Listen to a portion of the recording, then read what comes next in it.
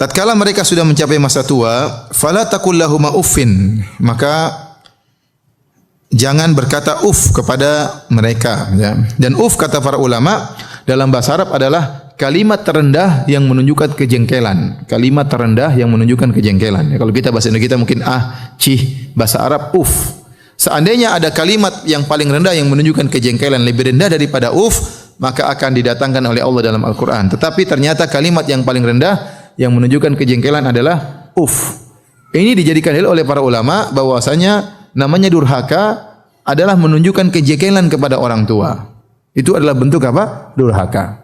Saya kata para ulama, Anda memandang orang tua Anda dengan pandangan sinis, pandangan jengkel, itulah durhaka kepada kedua orang tua. Ya, tidak boleh kita mengucapkan, kalau kita pun jengkel kita pendam. Ya, jangan kita marah di depan orang tua. Kita bisa nasihati orang tua dengan kata-kata yang baik. Jangan menunjukkan kejengkelan, ya. Karena bentuk jengkel dengan saja Allah larang. Dan segala bentuk kejengkelan, tadhajjur baik dengan perkataan atau dengan perbuatan atau dengan pandangan, ini semua adalah bentuk durhaka, dan durhaka kepada orang tua adalah dosa paling besar. Seorang harus mengerti akan hal ini, ya.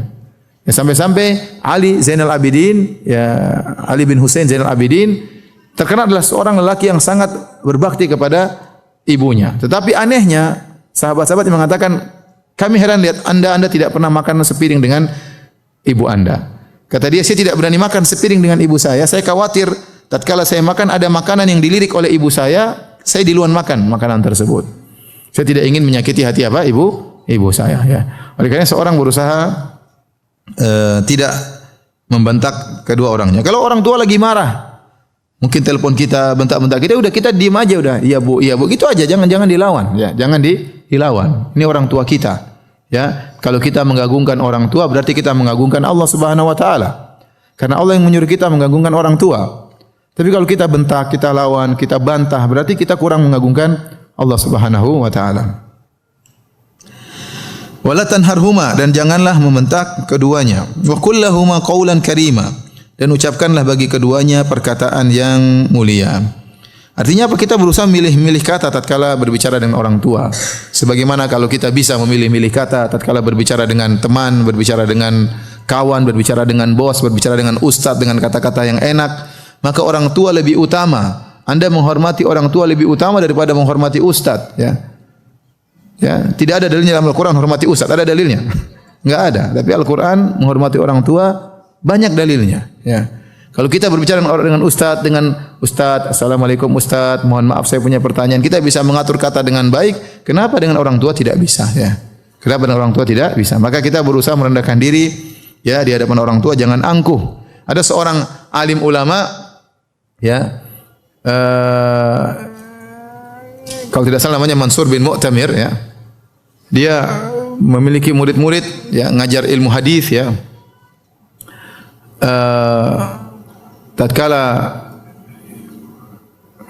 tiba-tiba dia lagi mengajar murid-muridnya, ibunya keluar dengan suara keras mengatakan, "Wahai Mansur, si fulan menghendaki engkau untuk menjadi hakim dan kau tidak mau, fata'ba, dan kau tidak mau," dibentak oleh ibunya.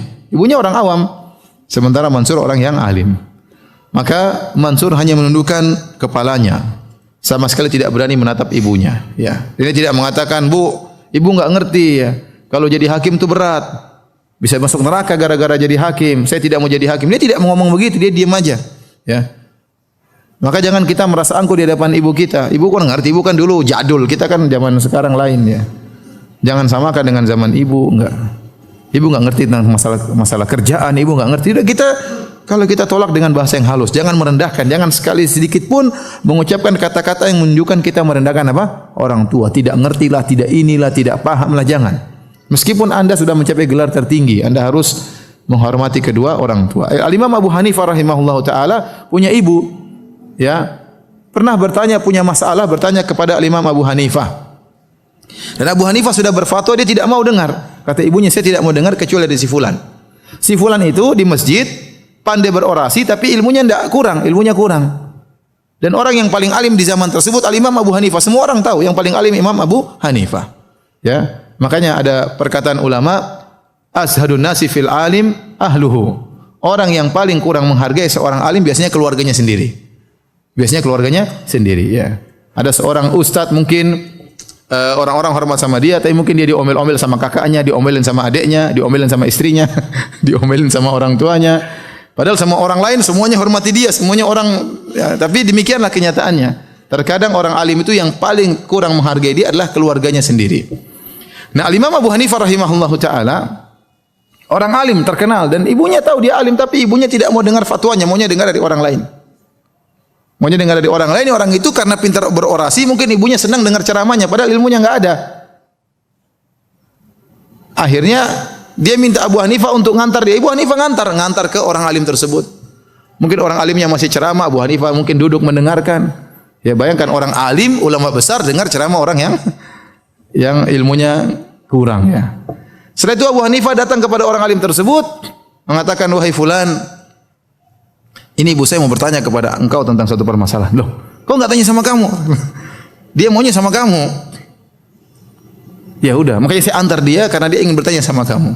Akhirnya ya sudah, enggak apa sini. Ibunya tanya kepada orang ini, gimana, ada masalah begini-begini, bagaimana jawabannya? Kata orang ini, menurut Anda bagaimana Abu Hanifah? Apa fatwa kalau begini? Kata Abu Hanifah jawabannya gini. Kata, ya itu jawabannya, kata. Jawabannya itu. Jadi tapi Al-Imam Abu Hanifah dengan tawadhu'nya menemani ibunya, ya. Padahal dia tahu jawabannya dan dia tahu kapasitas orang tersebut tidak memiliki ilmu dibandingkan dengan dia. Tetapi karena rendah hati di hadapan ibunya, maka dia pun membantu ibunya, ya. Seperti ada juga kisah di zaman Utsman radhiyallahu anhu, ada seorang salaf yang dia memiliki korma. Waktu itu korma lagi mahal. Korma lagi mahal. Tiba-tiba ibunya ingin makan jumar. Jumar itu jantung korma. Diambil dari batang korma. Kalau ingin diambil jumar tersebut, korma tersebut harus ditebang, dibelah, diambil jantung korma dan enak. Jadi harus mati dulu.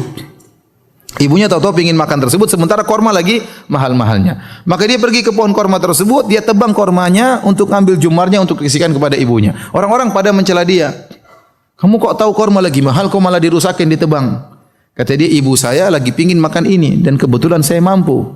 Saya khawatir suatu saat ibu saya ingin sesuatu, saya tidak mampu menghadirkannya. Oleh karenanya ikhwan dan akhwat, kalau ibu kita ingin sesuatu dan ibu kita jarang minta-minta, ya. Ya, kita juga harus ngerti, jangan tunggu ibu minta. Apa yang ibu kira-kira orang tua kita, bapak kita, ibu kita memerlukan dan kita mampu, kita sediakan tanpa harus meminta. Orang tua terkadang punya rasa malu untuk minta kepada anaknya, sementara kita enggak punya malu kalau minta sama orang tua. Ya. Ya, kalau kita tahu kira-kira dia butuh ini, Bu, kita tawarkan, Bu, mau ini enggak, enggak, tanya, tawarin terus. Jangan tunggu dia minta, dia punya harga diri juga. Ya, jangan tunggu dia minta. Kalau kita mampu, kita sediakan sebelum dia minta. Kalau pas dia lagi minta, berarti lagi kepingin. Kalau kita punya, kita penuhi. Jangan kita tunda-tunda, ya. Jangan kita tunda-tunda. Karena ada suatu saat ibu kita minta sesuatu, ayah kita minta sesuatu, kita enggak mampu. Ada suatu saat ibu kita enggak bisa lagi minta sama kita, dia sudah meninggal dunia, ya. Oleh karena mumpung dia masih hidup, masih meminta kepada kita, ini pahala luar biasa. Lebih daripada bersedekah kepada anak yatim, daripada dakwah kepada yang lain, ini paling top ini bersedekah kepada orang tua. Pahala paling besar. Maka orang harus cerdas, tahu pintu surga mana yang paling besar. Pintu surga paling besar adalah berbakti kepada kedua orang tua, menyenangkan hati kedua orang tua. Ya.